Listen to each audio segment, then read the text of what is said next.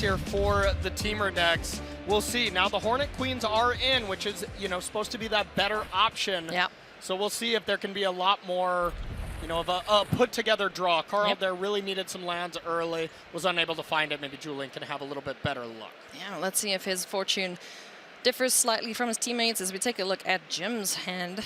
That's not terrible. Spectral Sailor into Curious Obsession with Slip Out the Back. If there's a second land drawn, hello. Merry Christmas. Especially on the draw. I love keeping these hands on the draw. They get a lot more questionable when you're on the play.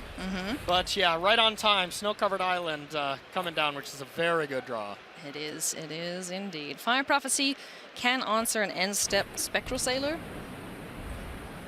Well, we see it fired off here by Jim Davis. We will indeed. So, yeah. Unfortunately, that little guy is gonna get got if Julian Wellman wants to set some spirits on fire. Yeah, and it is something you do want to deal with. It's not the card that is going to take over the game immediately, but, Julian did have, a little bit of problem with Spectral Sailor in the past. It drew a lot of cards. Yeah. Jakob Toth also drew a bunch of cards against the Hornet Queens in an earlier round. But if there were to be Jim Davis untapping, having Curious Obsession plus Spell Pierce, that's just way too bad for Julian. Yeah, that's worst case scenario. It really is. And the way that these mono blue decks are comprised, you have to assume that they have it. Yes. Because otherwise you just end up with egg on your face and get run over by a bunch of blue dudes drawing cards. Yeah, absolutely. And as we see, it was Slip Out the Back. And Curious, that would have been worse. It wouldn't have worked out. But who knows if Jim would have went for it. I think he would not have. Yeah, I love it. Cast your instance on your main phase, Julian. Get these blue guys out of here, and let's see if we want to put anything back here. Does he like the land situation? Does he want Luca to go away? Let's find out. Looks like Stomping Grounds is going to be sent back here. 2 other lands in hand, and there's a Spell Pierce.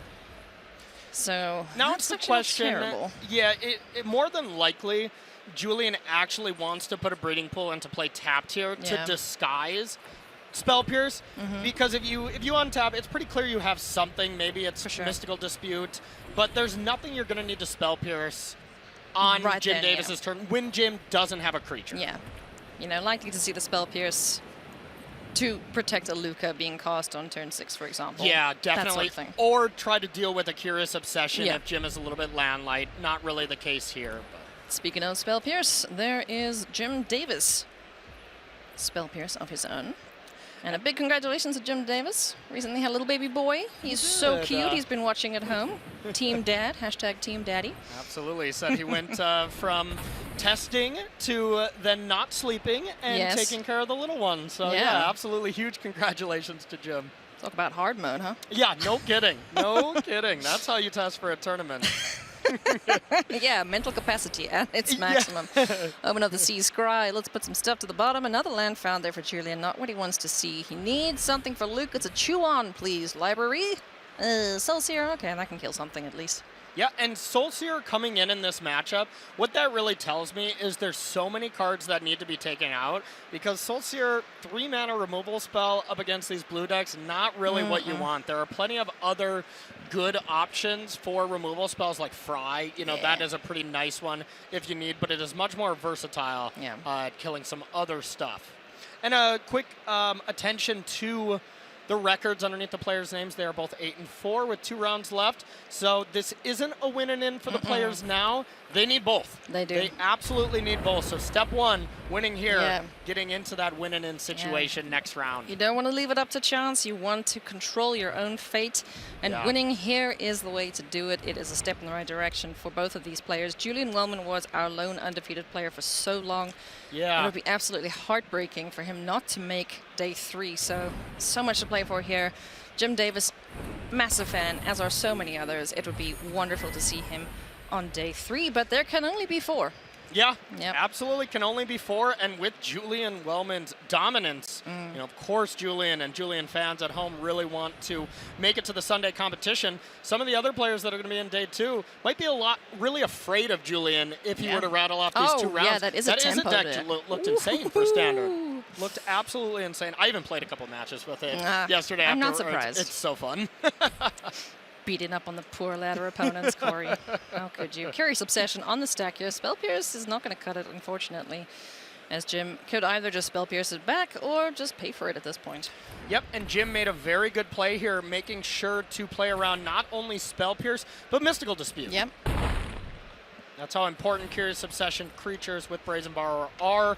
And now we're going to see... Oh, and Rattle Chains. Now we're going to see, more than likely, Jim just like, okay, I'm not playing anything. You deal with this first, because the card advantage of drawing 2 cards a turn is so overwhelmingly powerful that that's all really Jim has to do. You know, snowball the advantage. There's no reason to overextend and leave yourself vulnerable to an absolute blowout here from Julian Wellman. So, like you said, Jim is just happy chipping away. Oh, I say chipping, more like hacking away and slashing with 4 points damage each turn, you know? Yeah, chipping away if it has a Spectral Sailor equipped to it. When it's Brazen Bar, definitely got to be hacking a little bit. Yep. Oh, yeah. That's a pretty big chunk of damage coming in. So big thanks here for Julian Wellman. What do we do? Soul Seer with a Spell Pierce backup perhaps could get the job done, but not with a slip out the back, a Geistlight Snare, a Spell Pierce, and a Rattle Chains. It's like, how would you like to protect this creature, Mr. Davis? Absolutely, and Slip Through the Back being this really new, cool addition to these mono blue decks. It phases it out, but everything attached to it doesn't go away. Kind of, you know, most of the time when you see these protection spells, that would phase them out a bit, blink them out, rather. The equipment would just go right to the graveyard. Not in this scenario. So we see an opportunity, perhaps, thanks Julian Wellman, to get rid of this Brazen Borrower, but Jim Davis says, no thank you please, I'll just slip out the back. I think this is going to work, actually. We are going to counter in response. A Spell Pierce, but 2 mana left up, so Julian comes away with this one. Yeah, that might have been a little too aggressive on Jim's part. Playing that Rattle Chains, there was, you know, not necessarily a huge reason to do so. Yeah. And now all of a sudden it's looking like Jim is going to be left with a 2-1, where if Jim didn't do that, you know, Jim, we're just going to untap, we're going to attack again, we're going to connect. And then that Rattle Chain was something to just protect that creature again. So that really could cost Jim, and if Jim ends up losing this game, that's going to be a turn he looks back on. For sure. So he's going to hope, pray to the top deck gods that he isn't punished for that turn there, as we're going to see Julian perhaps sit up in his seat a little bit. Now, we can't see the players right now, but having that resolve and getting rid of the extra card draw, that's going to feel good. Yeah, it really does here, and we do see 6 mana total. So one of the spells could get Spell Pierced, or if Yorion were to be cast, which would be the better card, that indeed could get Geistlight Snared. So I think this is a little bit of bait. Yeah, come at me, bro. Yeah? Yeah, exactly. Yeah, where's that emote? How do I put in a request for come at me, bro? That's the next update. Okay. Yeah. Cool. So, easy Spell Pierce there for Jim. Gets rid of the Planeswalker. Rattle Chains hits the board. And now we got 4 power back again. Just no card draw to go along with it. Spectral Adversary. Yeah, that's pretty nice too. End step shenanigans, able to phase something out depending on how much blue you pay for it. So things still seem quite in favor here for Jim Davis. There's the Fry that you mentioned earlier, friend. Yeah, absolutely. Fry being a pretty strong one. And looking like this can still get countered here. And Jim's going to snap this off. Whenever it's this late in the game and Julian could play 1 more land and this would be invalidated, you pretty much counter any 5-drop there. No, Yorion. I need to attack through you. Thank you. Bye. Spectral Adversary is available. There is a Fry. But, I mean, it's so tempting now for Jim Davis just to be like, all right, I want to push through. I just want to get you dead. Yeah. Are we going to go for it? Interesting to play it. You know, that does make that 3-turn clock that is very good right now. Fry able to deal with one of these, or I guess you can... okay. You can Jim just being wait. a little more patient. That is one way to counter Fry with these Rattle Chains. Yeah. Sure, it's uncounterable, but no touchy. Hexproof says no.